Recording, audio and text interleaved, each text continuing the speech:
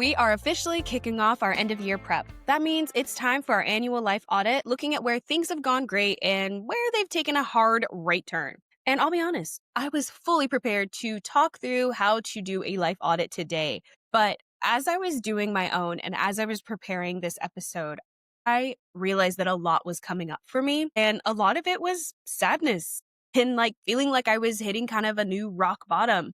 And it wasn't something that I could just simply shake off or walk away from or pretend to sit here and smile and be like, ooh, isn't this great to do a life audit? And this feeling isn't uncommon when you're reflecting on your life and the progress you have or haven't made. And when you're exploring new opportunities and trying to live a more expansive, less fearful life, you're going to open yourself up to more critique from yourself and to others. But there's something that lingers, something that kind of keeps pushing you forward.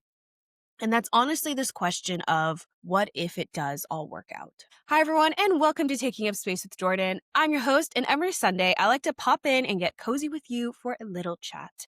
And I started this podcast to inspire women and anyone who has ever just felt a little bit different to go out and try to live their dream life. This year, I really put myself in the trenches and I started posting on YouTube more frequently and changing my video release dates. I spent hours upon hours drafting and creating videos and content. But I did something that I think can be a lesson for all of us is that I put so much effort into only one part of my dream life that I neglected the other parts, the love, friendship, community, financial well-being. And when I was doing my audit to share with you all for what was supposed to be this episode, I found that I wasn't happy. I was intensely angry. I was disappointed and deeply sad at what my life had become. This isn't to say that I haven't had a great year. It's more of an honest realization that I wanted to share the realities of building your dream life. So you can pause and reflect on your own dreams. So today, let's talk about the cautionary tale of Jordan's 2025 in the mindset shift that has been lingering for me all year, but I had to finally realize in order to show up for today's episode. So I am going to talk about how to do a life audit in next week's episode. So that is coming, but I did mine so that I could be well prepared. But like I mentioned, I was upset, I was disappointed, and I ended up crying in a Petco parking lot. I was unable to regulate myself and couldn't shake the feeling of deep disappointment in myself. And I want to be transparent that it's completely okay to have one of these moments or even a couple after you do a life audit or honestly throughout the year. When you set the bar high for yourself, what you're actually sometimes doing is setting yourself up for eventual disappointment because that high bar is just going to be out of reach sometimes, or you're going to burn out, which is exactly what we are trying to prevent. Well, this year, I realized that I had neglected a whole slew of parts of my life. I wasn't doing my financial audits each month. I wasn't checking in with friends anymore. I was hiding away in my cozy little home with my dogs and cat, and I was just podcasting. I was only focusing on one part of the dream. And the thing about our dream lives is that they are encompassed by friendship, by community, financial stability, self-love, romantic love, platonic love, and success in career. However, you measure success, to be so clear. But I was only focusing on two of those things, self-love and career, which is podcasting. Out of the 7 things I listed, only 2 had become not only a priority, but all-consuming.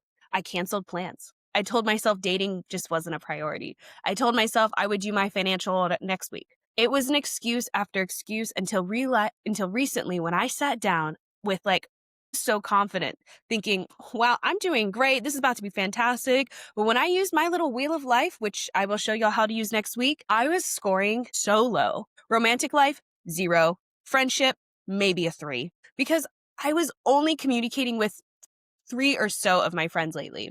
And while those are deep and meaningful relationships that I cherish, I had neglected my other friends. I hadn't been holding up my end and they were beginning to fade away, which is on me because I wasn't the one communicating. When you're doing these types of audits, we sometimes blame others or circumstances, but I always go back to a quote, one of the few that I remember from my childhood, and it's choice, not chance, that determines your destiny. Meaning we make choices every day that will create our fate. It is not up to the universe to fix our problem or others. The universe can give us signs, but it's up to us to act on those And that's where my lesson for you today comes in. Don't focus all your energy on one section of your life. Or if you do, be prepared to deal with the potential consequences of that, whether they are negative or positive. And honestly, it's what I'm facing today, which is a lot of the negative consequences. And how I'm planning on adjusting or let's say fixing some of these is basically kind of asking myself, what am I taking away from all of this? And the first thing is I'm taking away is that I am, full disclosure, going to be working through my issues around the high bar I keep setting for myself. And sure, some might say you should keep yourself to a high bar. And to that, I say to a point. If we're creating high bars as a way to expand and grow and get uncomfortable, amazing.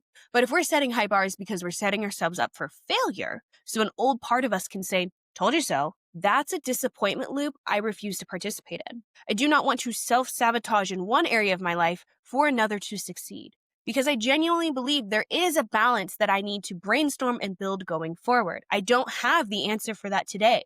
Maybe it is doing 1% more in another area each day. Maybe it's creating boundaries around my work so that I can go and experience actual friendship again. But there is this one thing I am doing, which is I'm not jumping into fix-it mode. I am allowing myself to acknowledge these feelings and emotions as they come up because I do not want to gloss over this moment in my life. This feels important. And it feels like, do you ever have one of those moments where you're just like, I need to just sit with this? This feels like one of those moments. And the reason I'm sitting with my emotions is because the body signals so much when you're in those deep emotional states. Right now, there's a lot of information for me to pick up on, almost to the point that it feels overwhelming, which is something else to tune in on. But I'm frustrated, I'm disappointed, I'm thrilled, I'm scared. These emotions are all over the place, and I have to follow each one to the end to understand what I actually want versus what that initial I have to fix everything process was. Because I genuinely, again, I believe I have to figure out how to have balance. And I also believe it will all work out. Is, if I really think about it, has been this growing mindset that I have had all year. And I'm going to tell you why. I joke on here a lot that going after your dreams requires being a little delulu. And honestly, it still does. I stand by that. But you have to embrace that slightly irrational optimism that keeps moving you forward. You got 100 views on a post, boom, you went viral. You finished writing a book, you're already picturing New York Times bestseller list. Because believing in those things, holding on to that vision of what's possible, that's what keeps you going when things get hard. Behind all the hype is this deeper, more profound question, though, of what if it does all work out? What if I did go viral? What if I did write a bestseller? What if I did nail that job promotion? What if I am pregnant? What if everything I'm working toward actually comes true? Those are part of someone's dreams. It's the purest form of what if thinking, a childlike wonder that sometimes survives adulthood. And even when we think we've become too practical, and that's what I love about it, it's not delusional. It's you are working your ass off. You are showing up every day and you're being able to still wonder, still dream, still ask, what if? And that is a massive act of self-faith. Too many adults have become jaded and given up. I do not plan on being one of them. This mindset is about joy and wonder and softness. It's about refusing to let other people's limitations become your own. And it's also why I'm not jumping into fix-it mode right now, because we have to build the evidence that things can work out for us. We have to give ourselves space to believe, to dream, and to take action from possibility instead of panic. And how I'm doing this is by simply, again, building the evidence for my brain to realize that things do work out for me. And you can do this too.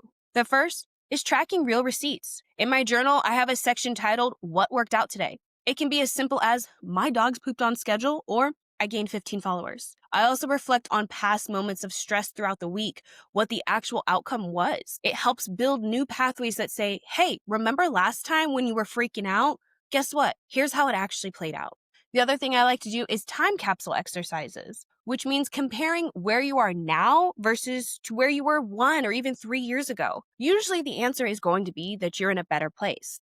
And if it's not, that's still evidence that you're choosing new paths for survival and that things can improve. The third is tuning into your emotions. And this is one of the most powerful tools, especially if you're someone who's used to bearing those emotions and immediately trying to fix things. Notice what comes up when you imagine things working out. Remember those feelings. They become your guiding light on the bad days. When something sparks joy or excitement instead of panic, that's a clue.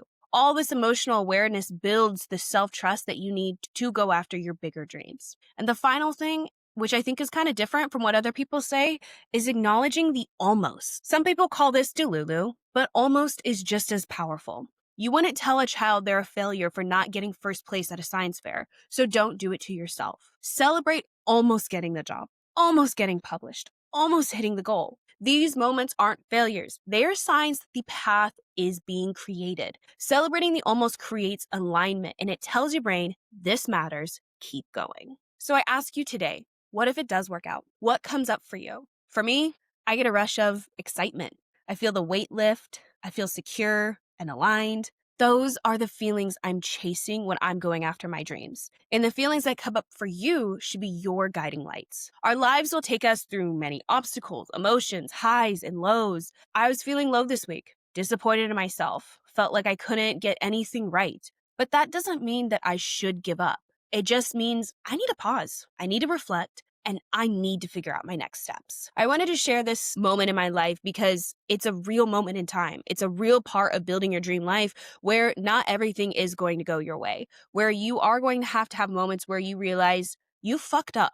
And there are going to be things that will distract you, that will derail you, that will frustrate you. But if you're honest with yourself, if you truly believe that things will work out because you trust your actions and your ability to follow through, you become one of the most empowered people in the room. Too many adults are giving up on their dreams, and I hope you and I are not two of them. So take a moment today and ask yourself, what if it all works out for me? What emotions come up? Write them down, sit with them, and let them guide you toward what you truly want, not what you think you should want. Thank you so much for tuning in with me today. Next week, I will be walking you through how to do your own life audit using the Wheel of Life chart plus a couple other tools. Until then, sit with that question. What if it all works out? And see what comes up for you. I'll see you next week. Kisses! Oh, hey, before you go, I want to remind you of something super exciting. My Dream Life Vision Journal is officially available on my website today. I created this journal because I was tired of dreaming about my dream life without actually knowing how to build it. This isn't just a notebook full of blank pages. It's guided prompts, vision mapping exercises, and space to actually put your dream into motion. Whether you're trying to get clear on what you want, build new habits, or reconnect with the version of you that believes anything is possible, this journal is your roadmap. Inside, you'll find sections to visualize your dream life, break it down into aligned goals, track your progress, and remind yourself to dream bigger, even on the days where you just want to say, this sucks. So if you're ready to stop keeping your dreams in your head and start putting them on paper, go ahead and grab your copy. They are completely virtual, but you are able to print them out if you want to at www.takingupspacewithjordan.com. The link is in the show notes. Go ahead, invest in your vision, and your dream life starts with one page at a time.